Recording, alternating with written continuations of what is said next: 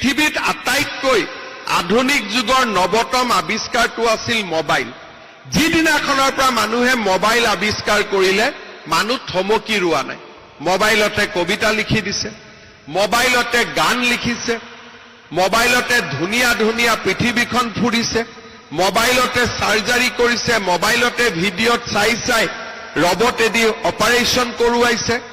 Mobile এনেকুৱা এটা বিপ্লৱ আৰম্ভ কৰিলে যে মানুহৰ চিন্তা কৰবাত লৈ গ'ল।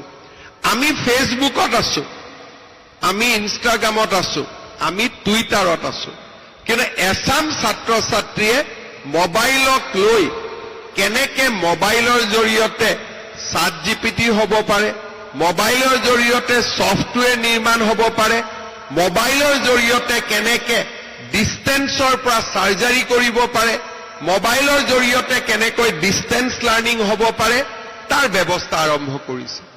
এটা দিন আহিব কলেজত অধ্যাপক অধ্যাপিকাৰ প্ৰয়োজনেই নহ'ব।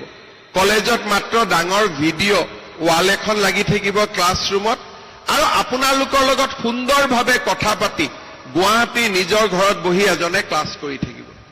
অনুভৱে নকৰিব যে এই মানুহজন মোৰ কাষত নাই, এই মানুহজন মোৰ কাষতে আছে, মই যিটো ডিষ্টেন্সৰ পৰা কথা কৈ আছো প্ৰবক্তাজনে সেই ডিষ্টেন্সৰ পৰা কথা পাতিব। আপুনি যি প্ৰশ্ন কৰিব আপোনাৰ সেই প্ৰশ্নৰে উত্তৰ কৰিব। অলপ দিন পিছত আপোনালোকে গম পাব যে উত্তৰ কৰি থকা মানুহজন